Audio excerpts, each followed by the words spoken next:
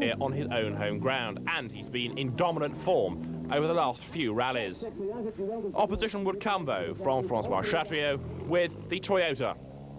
There's still the sort of car that's capable of winning World and European Championship rallies, and it didn't take Chatriot long to move up into the lead.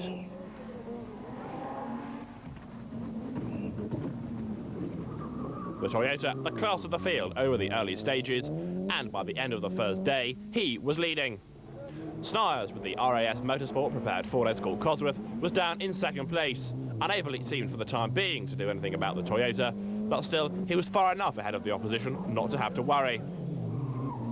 It was Paul Lietier with his Ford Escort Cosworth up into third place, a driver with lots of experience of the Belgian roads, although he too was coming under pressure. Alessandro Fassina with the Martini-backed Escort Cosworth, a rare sight, was fourth, and he was looking to move up through the field. He was also being chased by the similar Escort Cosworth of Omer Saelens, and he too was eager for a place in the top three. They were all being chased by Freddy Loix with the Opel Astra, leading Formula 2 for 2-litre, two-wheel drive cars. Loix was up to sixth by the end of the opening stages.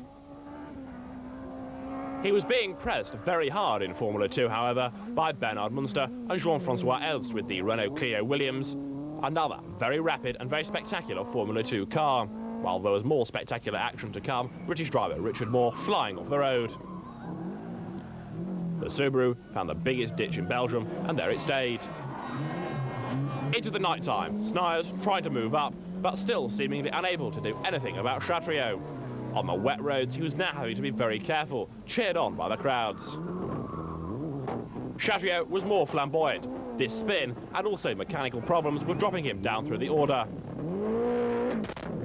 All this was to the benefit of Snijers, who was soon able to move through. A fine third, Paul Lietier, unable to close on the two ahead of him, while off in a big way went Fassina with the Martini Escort. He was okay, but there were a number of rather shocked spectators. Rallying safety once again highlighted by this dramatic escape. Daylight and time for the final day of competition in the 24-hour of Ypres rally. Patrick Snijers on target for a victory.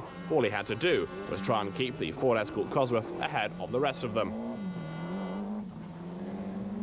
He has been the class of the field in this year's championship, and not even the determined Frenchman François Chatriot could do anything about Snijers here on his own home ground.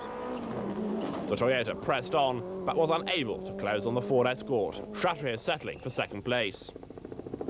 To third at the finish came Alessandro Fassina with a Martini Escort, despite that frightening overshoot earlier on in the event. It makes a change to see Martini and Ford linked together, and it was good to see him in the top three, ahead of Omer Saelens with his finer Escort Cosworth in fourth. Formula 2 went the way of Freddy Loix and the Opel Astra in a fine fifth overall. Opposition had come early on from Gregoire de Mavius and Willy Loix with the second of the Opel Astras, but they were unable to do anything about Freddy Loix, especially after this dramatic moment. A damaged car out of the event, but victory went to Patrick Snijers, co-driven by Denis Colebunders. The RAS Escort, the class of the field. François Chatriot finished second ahead of Alessandro Fassina third, Omer Saelens was fourth, Loix fifth, and Nicolas Min was in sixth place, winning Group N with a Mitsubishi.